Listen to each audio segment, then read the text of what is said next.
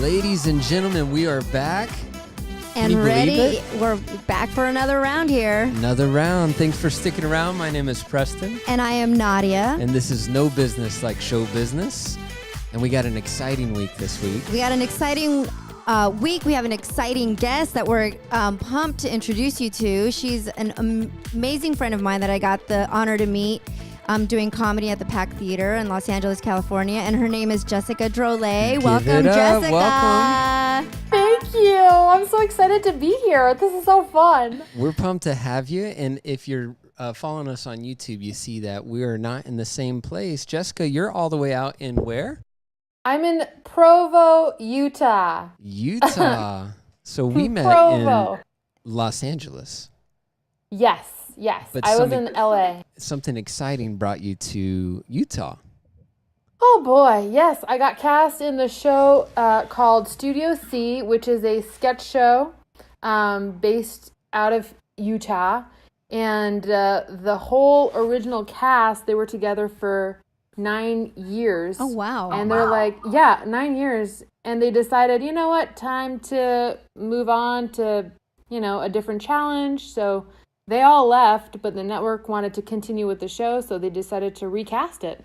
Oh, wow. So how many cast members were there We're original? 11. Okay, and now they have 11 new cast members? I think they were 10.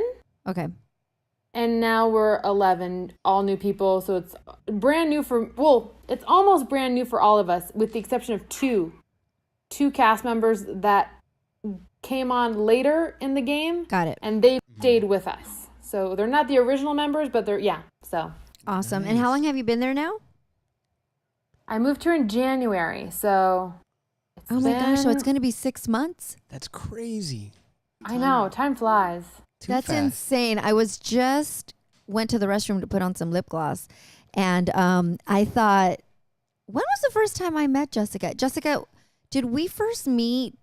I mean, I know it was at the Pack, but did we first meet in that group that we were in? I forget what was it called? I forget. Ritalin Baby? Ritalin Baby. Okay, that's what it was. I was like, were we in a was. class? I can't remember exactly what part of the Pack. Mom Yeah, that's when we really got to know each other, because we knew of each other. Of course. From Tiny Muscles and Tantrum and whatever. But then that's when we were like, oh, who are you?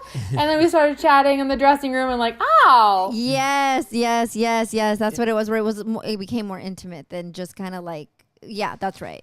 And if you're following along and you're hearing all these random names like Tantrum and Tiny Muscles and Ritalin Baby, these are all sketch team names from the theater that we all met each other from. Yeah, so we were at the Pack Theater. Well, we were, I guess, and did a writing program there, sketch comedy, and then got to meet these really cool people. And I was on a team called Tiny Muscles for over 2 years.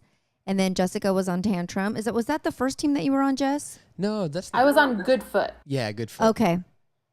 I forget. Sorry. I feel like anything pre-Judah, sometimes my brain is like, what?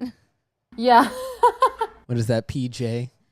What's the that? year pre-Judah? Yeah, It's the right? AC or whatever. Yeah. Aww. We're so The bite. pumped to have you. Now, we were doing a little bit of research on you. Oh boy. Our friend. And Yeah. we learned a couple of new things that I think we kind of knew, but was actually surprising to rehash. You're from Canada, straight up. am. Tell us about that. I'm from Quebec City, Canada. And so my first language is French, believe it or not. I mean, yeah. And yeah, so I that's where I grew up. And I went to college in Montreal, McGill. And my mother's American, from Massachusetts, so she moved to Canada to be with my dad. That's how that whole situation happened. And and after college, I moved to New York, lived there for a year, was broke, so moved back home. Right. And then What decided, brought you to New York? Or did you go out there for acting or?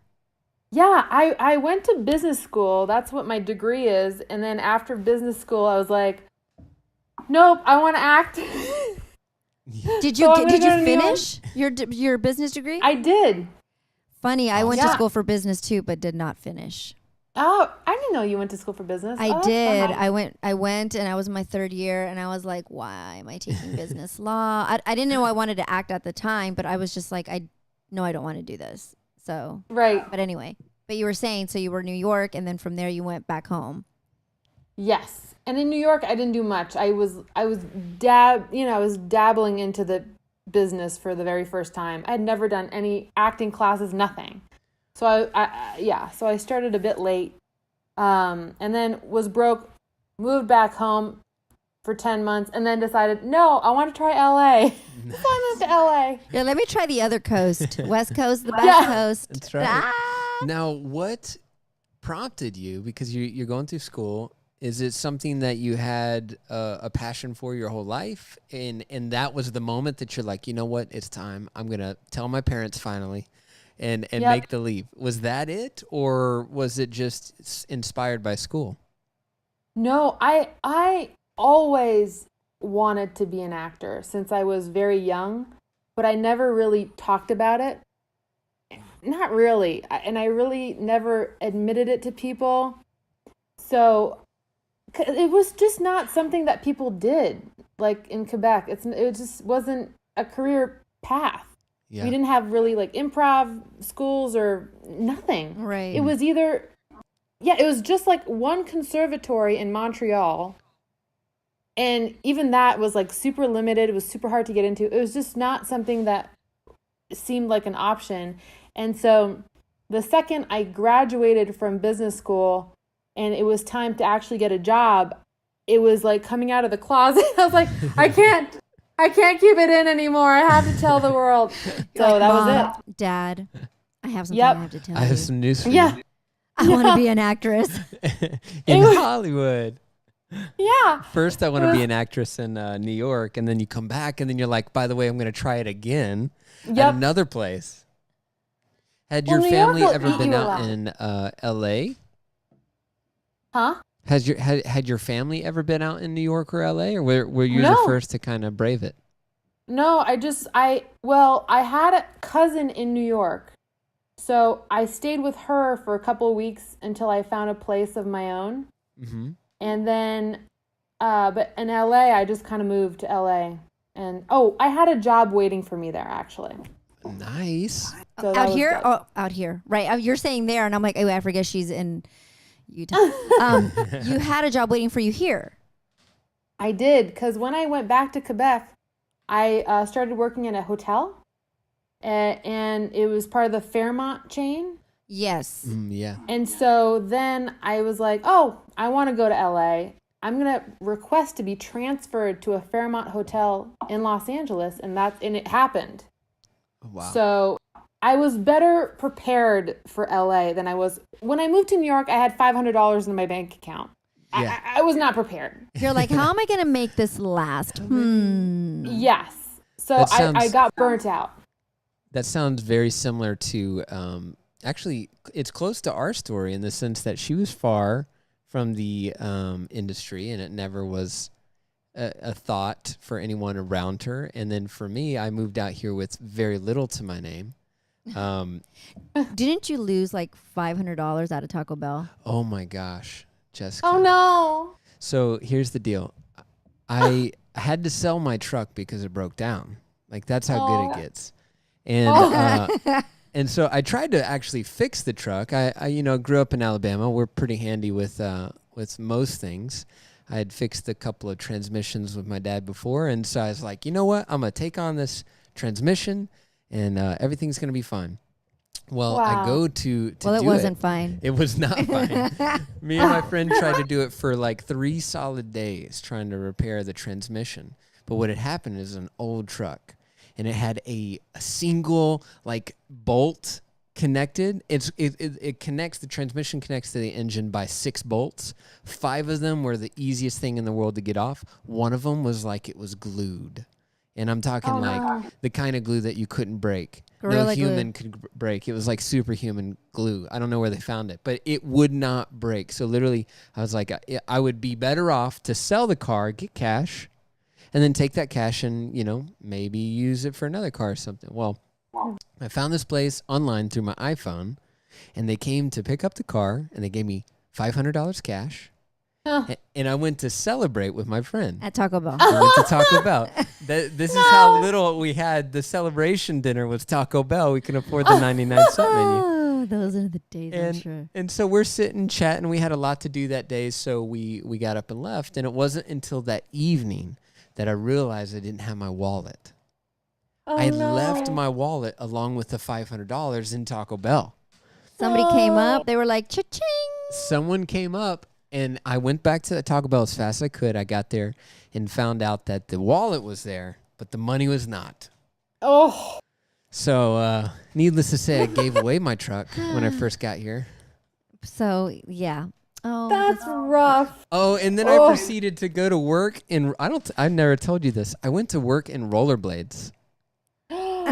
So a friend of mine had rollerblades from his brother, and he's like, "Here, take my rollerblades." And so I literally skated miles to the bus stop, and then I took the bus stop an hour and a half to get into the Grove, where I worked at Apple at the time.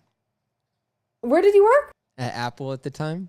he worked at wow. Apple before, Yeah. and then he's there now again. That's amazing. I mean, hey, rollerblading to work, that sounds like a fun time. Oh yeah, it was fun up until you get to the Red Line, which is the subway out here. We got one subway in LA, and it's called the Red Line, and or at least the one that's in North Hollywood. And they don't let you ride your skates, obviously. But I didn't think it was obvious. I didn't know that.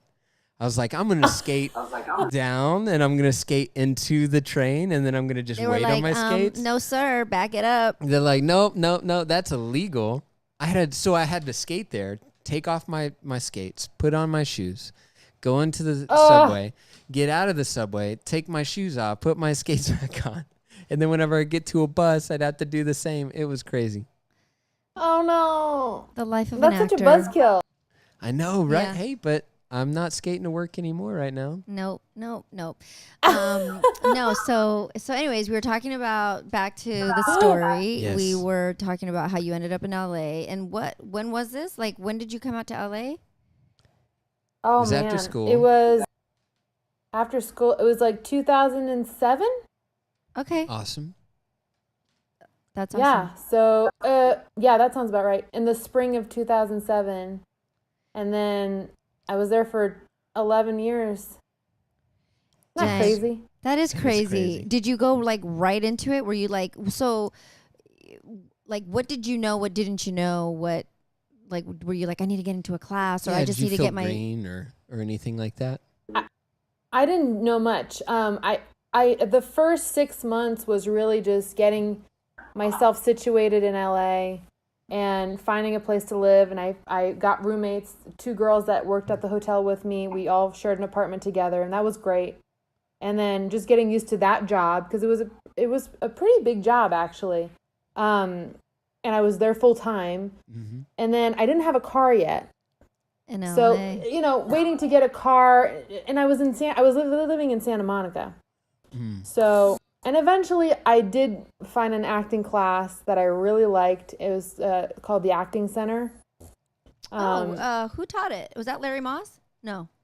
No, it was in Hollywood at the time, and they moved to the Valley, but Okay. Eric Matheny was one of the teachers. It's a great school. They do scene study classes, improv classes. And I started there. That's where really I started learning how to act. So, But you were yeah. were you there like doing scene studies and not really necessarily focusing on comedy, because that's what you spend a lot of your time doing now, right? Right. I didn't know I would want to do comedy Yeah. until like maybe 4 or 5 years later. And how did Isn't that crazy? How did that come out That for is you? crazy. Because that's how I felt like I was in all these like scene study classes. I was saying in the first episode that we had our story, and it was like the ingenue, or like, you just wanted to do like scenes from like really good, like just meaty plays or whatever. Yeah. And then how did you discover your comedic voice, or was it a teacher that like kind of I think it encouraged was you? during class. It was, I remember oftentimes my classmates telling me like, oh, you were really funny in that scene. It wasn't about you, but you were really funny. Every time you do something with someone, it's really funny. And that feedback kept coming back to me. Yeah. And eventually I got tired of scene study classes, to be honest. I got bored of that. Yeah. And I needed a new challenge, and I wanted to learn how to write. So that's when I signed up for the sketch writing class at the PAC. That's so cool. I just needed a change. Yeah, I needed a change. So I really didn't delve into comedy until, well, that's not true. I took improv classes, a couple of improv classes before. Okay. That's true. Outside of that studio that you were at? There and UCB. I took one improv class at UCB at the time, and then I was like, oh, this is cool. And then got into sketch writing, and that's when I really went full throttle and did all of UCB, Groundlings. My life was then comedy at that point. Sketch, improv, just whatever. That's awesome. I love that. That's something that whenever I came from Alabama before I moved out here, and I didn't really know much about, anything regarding acting. I just knew I wanted to do it. But what I learned quickly here is the art of acting, the craft of acting. We get to do like 1% of the time. In a way that you can increase that, in a way that you can sharpen that skill of being able to break down scripts or even entertain an audience, is to join class or a theater that's doing it. That's something that I didn't, as funny as it seems, I didn't know that was an option for me. I thought that I didn't really know how to get into the industry. So it wasn't until I realized that, doctors go to school for years to be the doctor. Dentists go to school for years to be the dentist. Lawyers go to school for years to be a lawyer. Why would it be any different for an actor? It's always seen as like, or at least it was seen from my vantage point as, oh, you're going to pay money to go act? I thought we were doing this to get paid. And it wasn't until that kind of door opened up that I started getting encouraged and excited about actually getting to do that thing that 1% of our time was focused on. Do you have any thoughts around being an actor and that being the passion, but then finding out that there's so much other work that goes along with just getting that acting job? Yes, I found it. It's very daunting, but thankfully, I do have that mind, that business mind a little bit. Oh yeah, school. Hence, business school. Yeah. So that part, I was game. I was ready to do the work in order to do the acting, but I didn't realize how much work it is and how much. I mean, the grind is like never ending. It's crazy. And I found scene study classes very unsatisfying at a certain point. Right. And I wanted to create more. And that's when writing became so crucial, because it's like, oh, I can actually do it whenever I want. I just have to make it. You don't need just have to do permission. it. I don't need permission anymore. Yeah. I don't have to wait. I don't have to rehearse with a scene partner that's been assigned to me and like of something that's already been done by great people. Why would I want to replicate that? You know what I mean? It's that whole frustration started to set in, and I was like, I'm done. I can't anymore. Improv, that's new. Sketch comedy, that's awesome. I can write it. We can create it. We can put it on stage. And it's also, you're also, after a while too, I think one of the things that it might be helpful.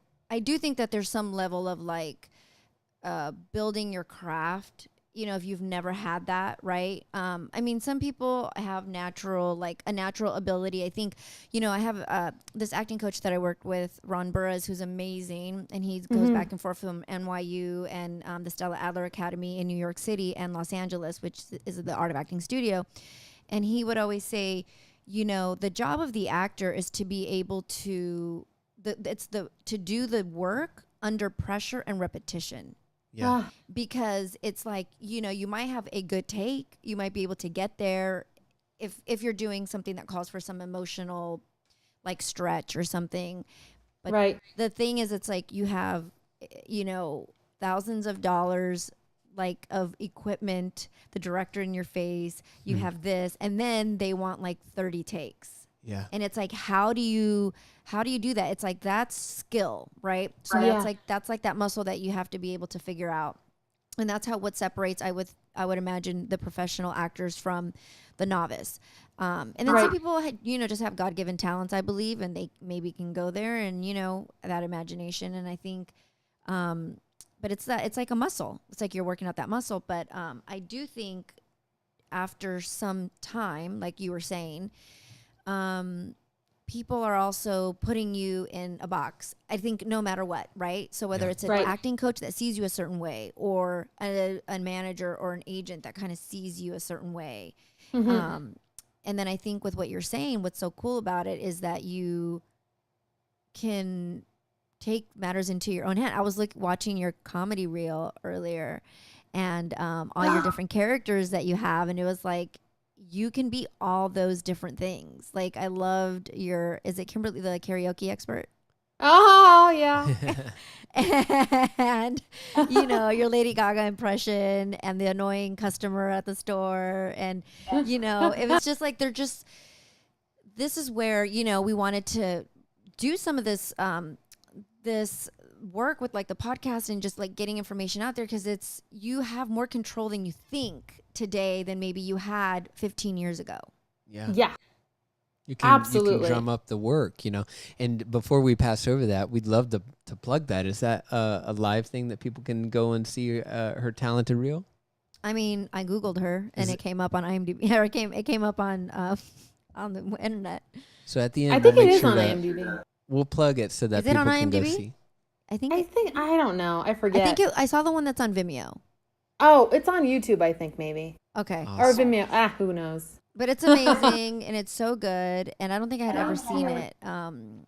But it was just so cool. And I love that, you took matters into your own hand, because today, like, why wouldn't you?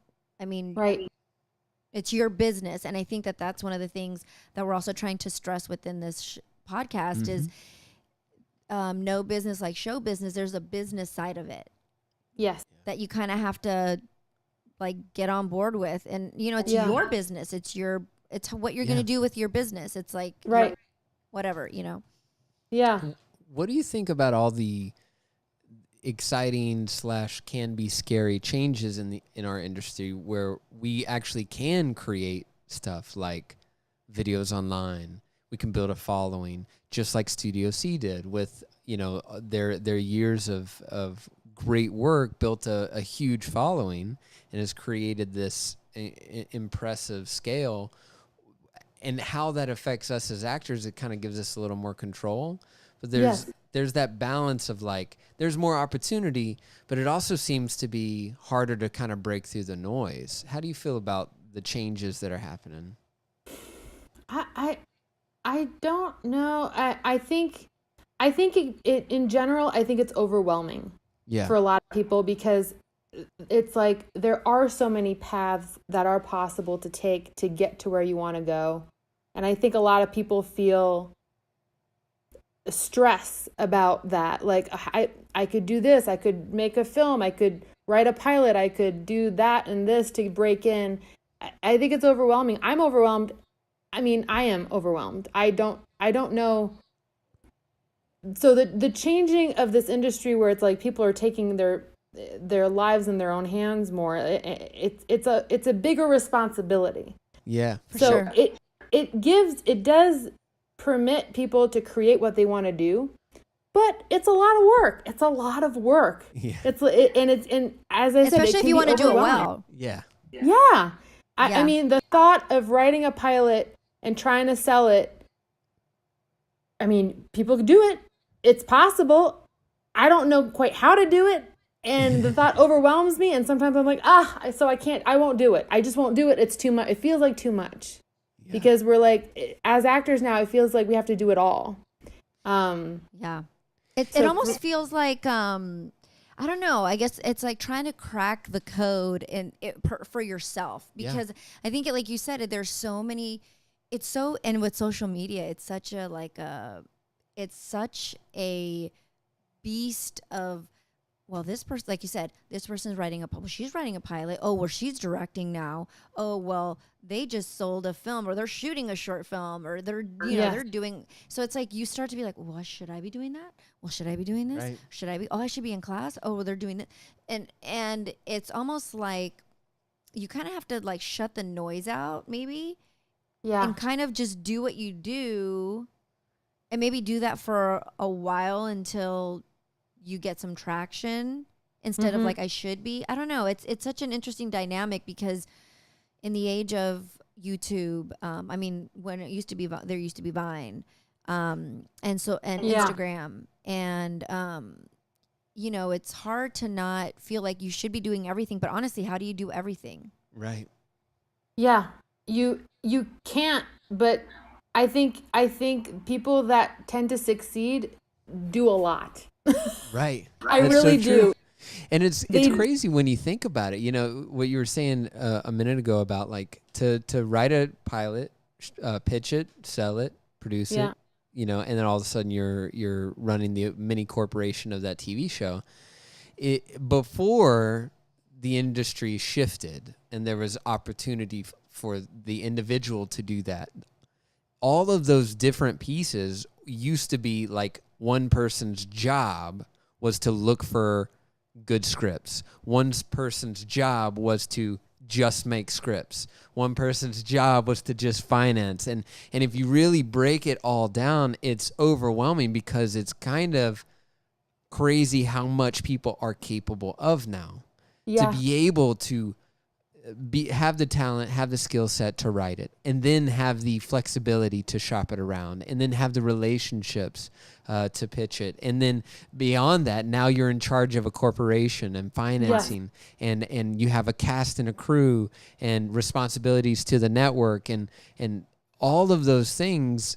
If you look at it as, oh, I don't want to jump into that because that's going to overwhelm me. It's one of those things where I'm learning, and I don't do this well, but I'm learning that I think you got to take it quite literally at 1 millisecond at a time. How do you eat an elephant? One bite at a time. That's right, baby. Hopefully you don't eat elephants. And don't eat an elephant because that'd be crazy. They got a memory. You guys know this? Yes.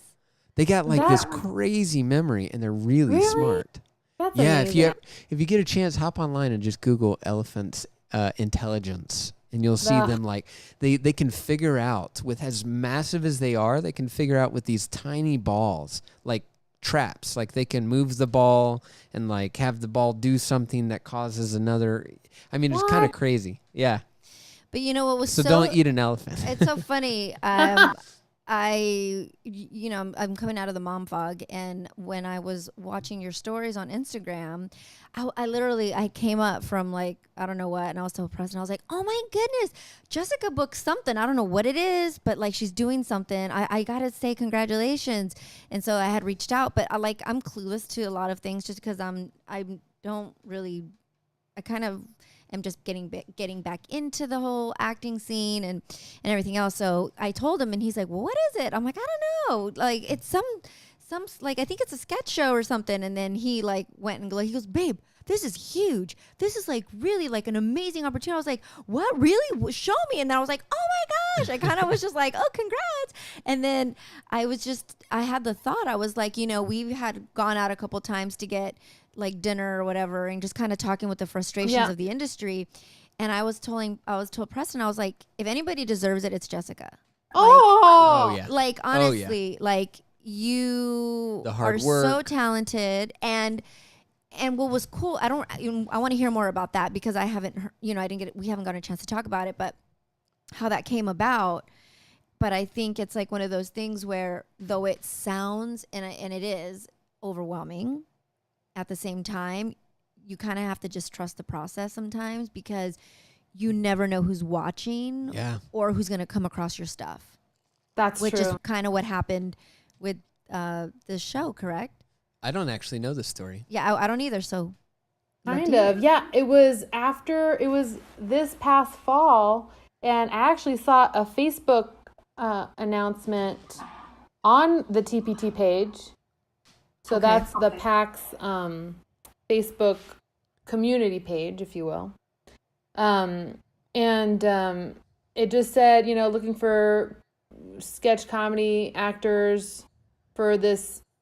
I don't even know if they said if it was for a show, but I just sent my reel. I sent my character reel, and I got a meeting out of it. Met the showrunner, and he was basically pretty excited about me from the beginning. So awesome. Who wouldn't be? So I got lucky. He liked what I did, and so then we had another phone meeting, and then I did an audition showcase. I was part of this showcase that they assembled for the network. Okay. And so I did that, and then I was called back for a callback and did another audition for the network, and then for the producers, of the show. And then they sent tapes to the network, and by Christmas, I was offered the job. And yeah, it was all cool, but overwhelming again. There's a theme to my life. I'm overwhelmed. It's just all too much. Dun, dun, dun. It's too much. Pause the wait life. It's getting too much. Yeah. So when you got that call, and obviously it's one of those things that, if you're in this business for more than a year, you start to get a little antsy, and then every job feels like, well, I'll believe it when I see it. You know what I mean? Like every promised opportunity, every part that you were so right for starts to weigh on you to the point where it's like, all right, well, okay, cool. I'll go to this audition. Yeah, I had a great talk with that. Cool. It'd be cool to get it, but I got to protect my heart. You know what I mean? Was there any of that involved? Or for this project, did you feel like, I feel like they're excited about what I do. I believe that I can be a good ad. Did this feel different than most auditions? A little bit, yes. I did get a good feeling from the get-go, from the first meeting, because the showrunner was really excited about me. So I did get a good feeling from the beginning, but I still was protecting myself. I didn't even look at Studio C sketches online. I didn't even want to get invested. I'm like, there's a good chance, but still, I'm detaching myself, living my life, doing my own thing. I can't think about it too much. And I didn't tell anybody for a while. And even as things were really progressing in the right direction, and the showrunner was like, yeah. I mean, I will do anything to get you on that show. Even then, I was like, yeah, I can't really care too much right now. Sorry. Like, okay, Cool. Sure. Believe it when I see it. And then so they call you and they're like, we want you, producers want you, let's do it. It also means a move. It does, yes. Like that to me, I didn't until really, you're faced with that. Like us actors, like Nod and I have, dreams all the time. We're like, we'll move we'll bring our little man with us to Morocco and shoot that movie. But until it's like presented, and it's like, hey, the life as you know it is gonna change for however long, whether it's a year, 10 years, 3 months, until you're faced with actually leaving where you're at. I would imagine that it's such an easy decision to make in your mind, but whenever it's presented, it's like, was that you, or were you like, let's Peace do out. it? No, I did have my hesitations about it, because the idea of leaving LA was kind of scary to me, because I felt like I was removing myself a little bit from the game. And the community that you had built, maybe. Yeah. But then the other part of me was like, I need a break from LA. Get me out of here. So there was both things happening at once. Where I was definitely ready for a change. I had done Groundlings that year, and I got cut from the program, and I was super sad about that. Yeah, for real. They're kicking themselves now. For real. Well, and so I was kind of searching for like a sign of like, okay, well, I don't know what's happening next. I need something. And so this kind of came at the perfect time, to be honest, because That's awesome. You needed that boost of like encouragement, I'm sure, you know? Yeah. Especially if you to go through Groundlings, it's one of those things where and it's always just so interesting, and it's one of the things that we want our listeners to really kind of like be cemented. It's like it really there is no rhyme or reason to like what happens, because I know of super talented people that have gone through that program and have not gone into Sunday company. Right. And I know people that did, and it's like it's just they're like, they're good. And you know, it's so subjective. It's like, who was your teacher? Did they get what you do? You know, the person that's passing you. It's just, and they're pretty open and candid about it, I would imagine. I mean, every teacher I've taken there is kind of like, listen, like, you might take the next teacher and their taste is going to be completely different. Yeah. Right. And that's part of what you're signing up for. And, you know, like I told Preston, he's still like waiting to do like a second round of advance, but it's like, it's one of those things where you kind of just got to do you. Right. And trust that what you do is what you do, versus trying to like mold yourself into this little like package that they want you to see, because then you're losing authenticity. And I mean, you do what you do, Jess, and it's so brilliant and it's so good. And it's just like, if people don't freaking get it, like for that particular situation, then they didn't get it. And it's just, but it's hard to not kind of feel like, well, what could I have done better? It's a good, you know, when thinking about all this, like, you know, the industry itself is overwhelming. The training aspect is overwhelming. The building networks is overwhelming. The getting good at your thing is overwhelming. But to break it all down, it's like, that's a great lesson to learn early in the industry. If you're thinking about being an actor and you're maybe you don't live in LA and maybe you're on the other side of the world going, how can I even make this happen? I think the biggest lesson that I've learned, and it sounds like we're all kind of circling around, is to be absolutely true to what you love. Right. And get good at doing what you love. Yes. Whether it is putting your own podcast together or working on characters that you created out of nowhere, and focus in on what gets you excited in the morning. What, like, whenever you wake up and you watch something and you laugh, what was that? Yeah. Chase that. And then this rat race, this crazy, you should be doing this and definitely don't do that. And you should have said hey to her. Oh, why did you say hey to her? You know what I mean? Like this whole craziness that can come. The more true to what it is you do and what you love, and respecting other people's journey, but seeing that yours is your own. Yeah. I think I would have been so much further in my career at this point. Had that been my focus, right? Had the focus been get work done first, right? Yeah, I agree. You know? I wish I would have known what I wanted. You know, specifically what I wanted a little earlier, because I think it took me a while to get there, and I don't know. I get jealous. It's what's interesting though. It's like sometimes you don't know. It's like you don't know what you want until you actually do things then you know, like, well, I don't want that. Yeah. You know that's true. Yeah.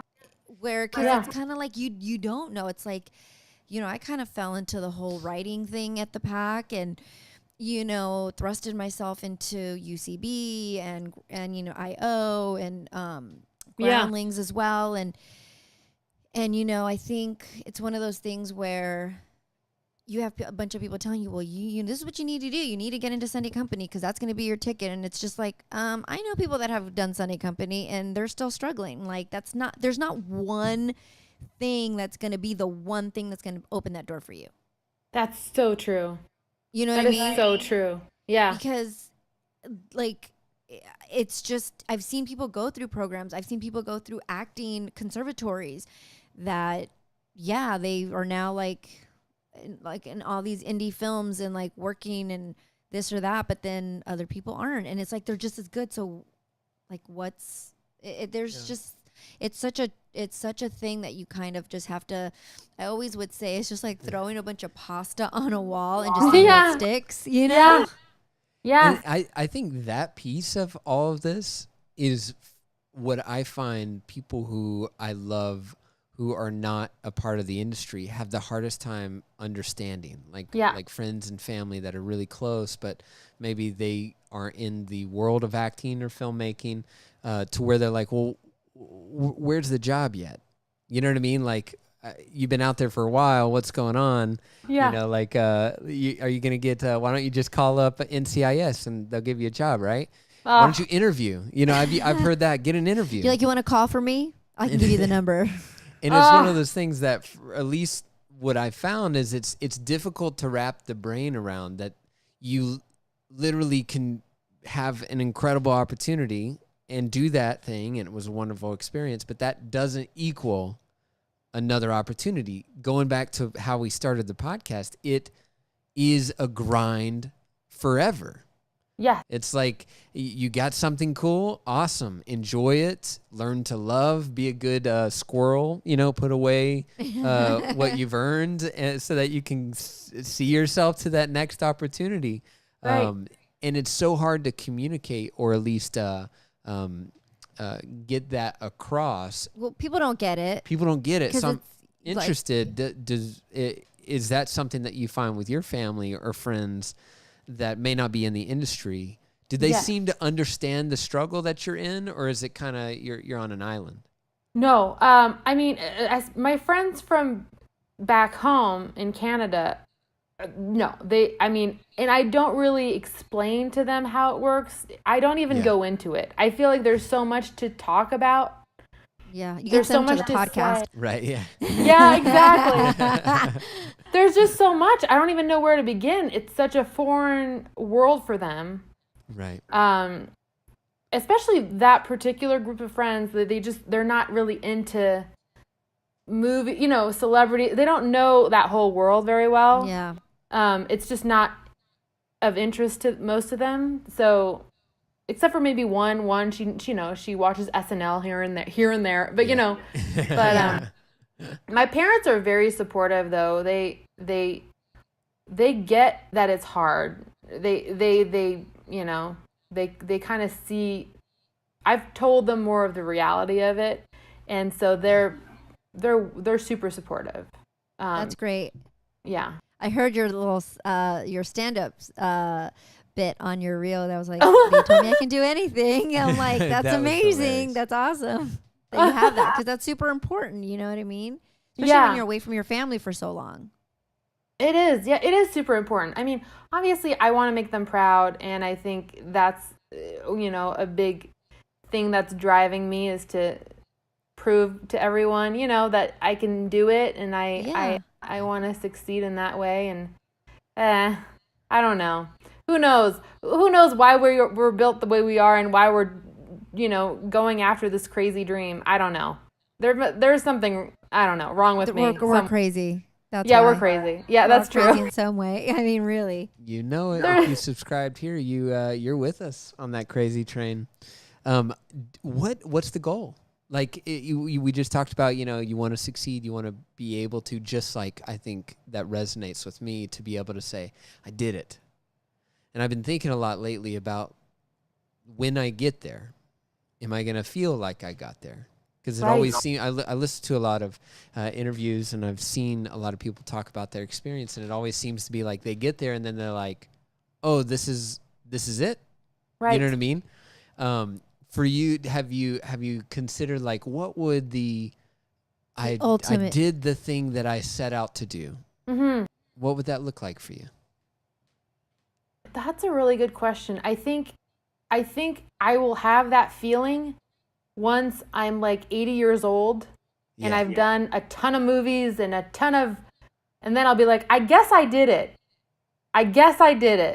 But I don't know. I don't know if I'll ever have that moment, even if I do get on SNL, let's say. I feel like I'll still be like, I don't know. Right. I don't know if I made it. But that's just me.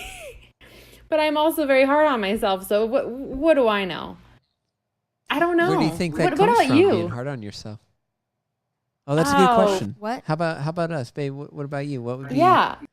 I mean, I don't know. I feel like that's kind of where the space I'm in right now, where I'm really trying to,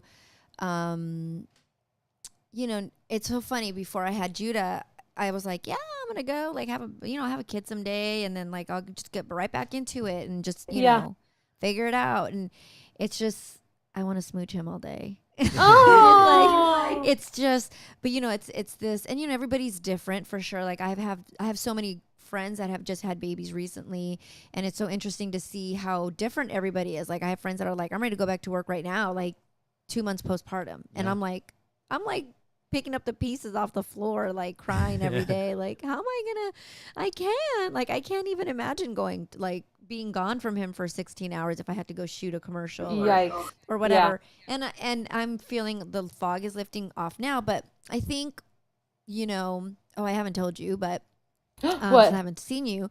I started doing some open mics, and I think we had talked about this before, because I think it's one of the things that I think people had said to me, you should be doing stand-up. Like, you should be doing stand-up. And I was like, that's crazy. Because to me, it's like, what, I'm going to go start stand-up now? Really? Like, no, that's crazy. But I started doing a couple open mics, and I'm going to be and now that I have Judah and he's a little older, I have more control. Yeah. But when I've actually started to really ask myself, what would I want in a perfect world? Like, if I could just pick. And again, I think if I got there, I'd probably be like, what's next? But relatively speaking, it's like, I really, just doing those 2 open mics, I was like, I can see myself doing this. Yeah. Like, I can totally see myself doing this. Nice. I really enjoyed it. I mean, there's a lot to have to learn and, figure out. But like I told Preston, if I can do, some comedy specials here and there and be with my babies and do some writing and, produce some films that either we're in or even just get cast in. I think that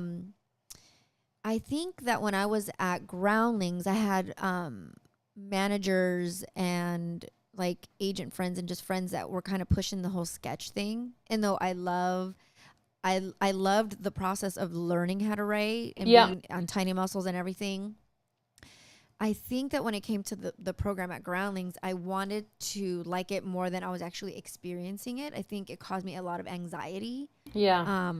It was just like, like I have to like do these characters, but then also be like quick and like with the improv and really trust the like, the character and the point of view and the emotion to attend. And Preston went through the program and like did amazing the first 2 levels, like passed. I like had repeated every level like almost twice. But and for those of you that don't know, Groundlings it's an improv school out here that's been around for like what is it 25 plus years or something? Yeah, but it's a sketch school. It's a sketch but they start comedy. you with like improv. They have like amazing people came out of there, Kristen Wiig and Will Ferrell and like Melissa McCarthy and Jessica Drolet. Yes. Oh. And Jessica. So yeah, exactly. And it's one of those things though where I would see him go through it and he would come home and he'd be so excited. He was like, yeah, we're really good. Everybody was, and I was like, why don't I feel like I'm like beating myself up the whole car ride home. And so I just felt me too. Yeah, no, but I feel like it was just a little bit less, it was more effortless for him. Yeah. And it came just a little bit more natural. And I'm not saying that you can't get good, because I do think that people can get good. But my question was, do I want to get good at this? Right. And I think for me, there was something about just being up there in that open mic and telling a story and then the control that you have with that. Like, I think I would love to explore that a little deeper. That's great. Yeah. I love that. So, yeah, I mean, I would love to, be able to work on a TV show or a film here and there and do some stand up and, tour and then just take care of my babies. Oh, babies, plural, I hear. Well, one day we're hoping for a number 2, but we're not there yet. Well, he's still such a baby. Yes, yeah, he my is. little one. My babies. Just kidding. No. Yeah, she was meaning me. I mean, you meant then him. the Okay, infant. sorry, my bad. No, I actually meant another baby. We're about the same in care, right, baby? No, but, so I don't know. It's kind of vague, I guess, and it could change. But the point is, I think it can change because I was so adamant about this is what it's going to be like. and life changes, and then your priorities change. It does. Yeah. It really does. It does, and I think it's necessary. Yeah. You know, like I think about every time I've been on a cool vacation, and I haven't been on a ton of vacations. I've actually fun fact, I've only ever wanted to be in a vacation in LA. That's crazy, right? I've never had Wow. I've never had a like my sister is like, I want to go see the world, and Yeah. and that's awesome. And my brothers had dreams to see different places, and I'm like, that's great. I just wanted to go to LA. So now that I'm You're here, living the dream, now- literally. Now that I'm here, though, I realize that how small that dream was, you know, and how attainable it was. And so now I'm like, wait, I should probably consider a place to go. And so we went on our first trip out of country to Israel, and we saw Israel, and we saw Rome, and it Your was honeymoon. awesome. So now I'm Yeah. starting to go, okay, maybe I'd like to see some other places. But I Yes. think for me, it matches you guys that I think the goalpost will always shift. Yes. You know, like as I get closer to, like, for now, when I'm thinking my biggest dreams now, I would love to be able to be making my own movies, Yeah. being in movies, and to Being my sugar daddy? continuously work. Just yeah. kidding. Yeah. Oh, yeah. Just kidding. No, you ain't. We talked earlier on a podcast that I am your sugar daddy, just He's like my stevia. a stevia right now. we're We're trying to bump it daddy. up to like full on organic brown sugar, right? I Baby? love that. Yeah, so one day we'll get there. That's a really good joke, by the way. I'll Add have that to to your write it stand up. That's hilarious. Right? write it down. I keep elbowing. I don't I'm know like, what put that down. Write that down. I don't know what's funny anymore. Yeah, you do. But I think I love that, getting to grips with it's gonna change. Love the process. Oh, You know, That's hard. Like, I am working on that so hard right now because I did have a moment of like, hey, this is what I've always visualized. I've always wanted to, like, let's say, get up in the morning, take a dance class, take a shower, have breakfast, and then go to work, go to a table read, you know, rehearse my scripts with my castmates, and then shoot the show. And that's kind of what we're doing. That's kind of what I'm doing right now, right? which is crazy. But then I'm like, okay, why am I not more, I don't know, not more, I am excited, but like, you realize that that's not all there is. And also, Yeah. maybe I need to slow down and just enjoy what this is. Really enjoy it. Not, okay, now what's next? Because I did have that. Right. I still have that in my brain of like, okay, what should I be working on right now for after? And I'm trying to shift it back to like, no, just enjoy this. Why can't you just enjoy this? Right. I mean, it's possible that this that you're doing right now Mm-hmm. is what you're doing for after. Yeah. Right. In some way, right? Like preparation for something for later. I mean, Right. Speaking of later, I mean, I don't know what you can disclose or not disclose, but like, do you know, like, what's your time there look like? Like, are you there for through the end of the year? Are you there Indefinitely. for a hot minute? Well, this contract ends at the end of September. Okay. But I am technically, it would be 2 more years after that, Okay. Awesome. but with a break in the fall. So in the fall, I would have a break, and then it would start up again in January. But who knows? Of course. I mean, with everything, it's like, Right. where is it? Yeah, you don't know. And like, things could change. They may decide, hey, we want to have a completely new cast every year, like switch it up or keep us. Or I may be like, I'm done. Or I don't know. Who knows? You never know. I need to grow as an actor. Yeah, I need to grow. I need to change careers now. I'm done with acting. I'm going back to business. I'm gonna Yeah. move to Morocco and cut my hair. Yeah. No. Well, honestly, there's a part of me that wants to travel this fall and like kind of experience other stuff. But who knows? You should go on a trip to LA. It's beautiful. I'm sure. Is you it should, and You beautiful? should try it. Yeah, I have pictures of it Really? in my mind. It was great. I've When I heard- moved here, I didn't know that they had hills at all. Oh, I lived in Pensacola, Florida. And when you live on the beach in Florida, it's all flat, right? So I thought I'm going to go be on the beach. And I'll get here and I'm like, there's mountains everywhere. I'm like, hills. There are like mountains everywhere. Like, this is beautiful. Like, what? It's so far exceeded my expectations. I was looking right past the like thousands of homeless encampments on the way to the beach. You know, like I was looking right past the like the trash that was forming on the street, and I was like, LA, I'm here. I made it. You did. LA. You really did. Yeah. Girl, I'm in retirement now. My dream is over. Literally, when we were first dating, we would he'd be driving and he'd be like, babe, look. And he's like, look how beautiful that mountain is. And I'm looking and I'm like, you mean that dry brown mountain? Like, what are you? I'm like, because I've lived here my whole life, and but then I would find myself being like, am I taking some of this for granted? Where when you're somewhere for so long, I'm just like, that's like dry brush that's about to catch fire.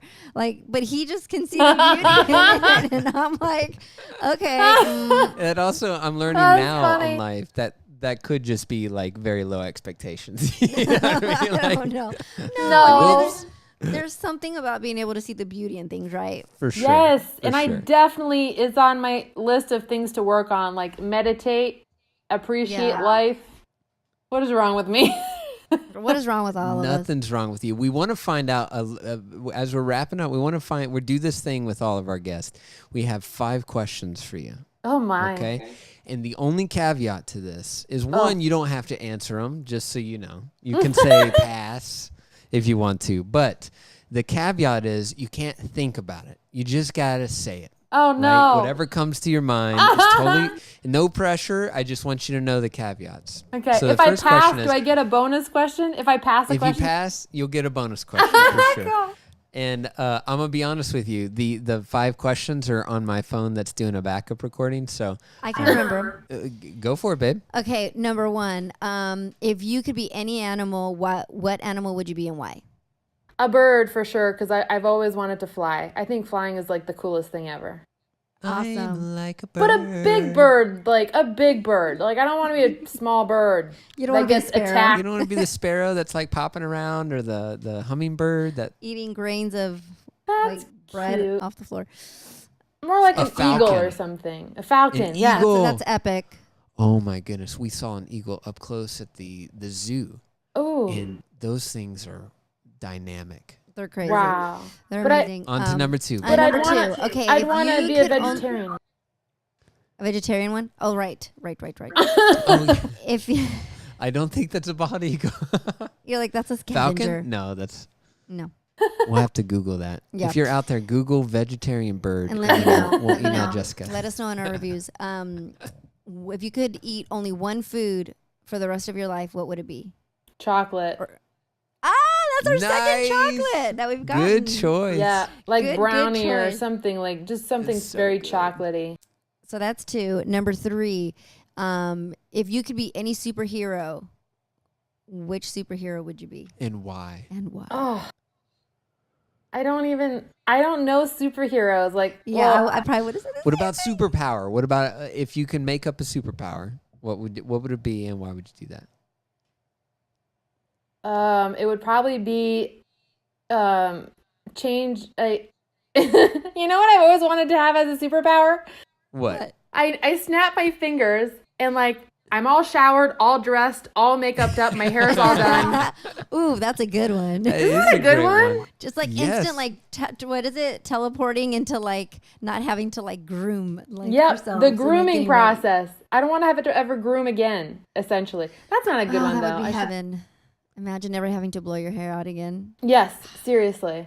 Yes. Okay. It's amazing, guys. I recommend it. Celebrity crush. Celebrity crush. Yes, celebrity crush. Who do you love? For a long time, it was Josh Hartnett.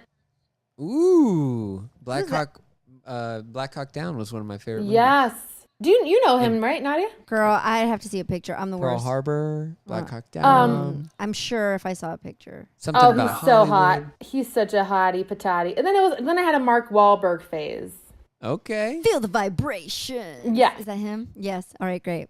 Was it the music or was it the movies that? It was the Was it movies. the overalls or the Calvin Klein ads? No, it was the movies. It started with Basketball Diaries and Yeah. what was that Reese Witherspoon one? Oh. He's in it and I don't know. he's like really scary in that movie, but he's so hot. Was it a comedy? No, it was a drama. It was like a Oh, it was recent, right? no, it was a long time ago. I'll have Yeah, to look it up. I got a good memory. I forget the name of the movie, but it's a good one. Your last question is, if you were not pursuing this industry, what would you be pursuing? Oh man. I know I'm supposed to answer really fast and I can't seem to do it. Well, you can take a second.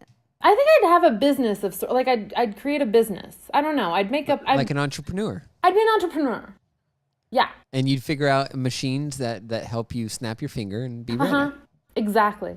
I'd be like, who can I invest in that can invent the snap and groom? There's this amazing Instagram channel where this girl who studied like engineering makes stupid that's what they're called, stupid robots. And like they are designed to be like, this would be so impractical, but they're designed to like be an actual robot to help you in life. So something that like brushes your teeth. Okay. But whenever quit. you play Quit it, now. it like almost breaks apart in her It's mouth. like They're hilarious. they're like giving you receding gum lines because they're brushing your teeth all hard. It's like, no, thank you. Now I have dental gum disease. I'm so stupid. There's I so love much that. stuff on the internet. It's When I crazy. was like 5 or 6, we remember that show Bewitched? Yes. Did you ever watch Bewitched? Where she would do the thing with her nose and things Yeah. would happen? I had this thought that I could do that too. And I remember wishing for it on my birthday for like to blowing out a candle. And I had 2 wishes. I ran to the back side of my backyard and did that to see if boobs would grow. and nothing happened. And it's fine. So it was just like this weird thing where I was just like, oh, I always thought I was going to be able to like do that with my nose and something would happen. But it just reminded me of your superpower. Do you guys know David Copperfield? Yes. Yes. The magician? Uh-huh. So David Copperfield put out a special where he flew. And he flew in a white T-shirt, and it was the 90s. So the T-shirt looked like a pirate T-shirt. Wow. And it like blew in the wind, you know, and his chest was showing. And he had like leather pants on. And he would fly around the auditorium. And I thought it was amazing. As a kid, I was like, wow, this is amazing. This I dude saw can him live once. actually fly. Oh. Yeah? Mm-hmm. Oh, my gosh. We got to talk about that later. That's awesome. So my thought, I would literally go out on our back porch and I would put on my dad's white shirt that he probably wore to work. And now I'm realizing in this moment as I'm telling this story that it was probably getting his shirts dirty because I laid on the ground outside. Right? I'm just now realizing that oh man, sorry, Dad. So I would lay with his shirt just like David Copperfield would. Arms spread open as wide as you could, and I would just sit there for literally an hour. Oh my gosh. And wait for the power levitate? to come. Oh. And it never came. I thought you were going to say I threw myself off a building or something. And I threw myself off a I building. wouldn't be surprised. And that's what's wrong with me. No, it never came true, but we're working on that. We'll figure out fine. So if you had one nugget of advice, and no pressure on this, but if you had one little nugget on someone who is like you, watching this or listening to this, when you first started, what would you have loved to hear about what to do? I'll tell you what my teacher said when I first started started acting classes. Yeah. Because I asked him, I was like, what if you had one piece of advice to give me, what would it be? And he said, make your own content. I didn't listen to him till like, I don't know, 8-9 years later.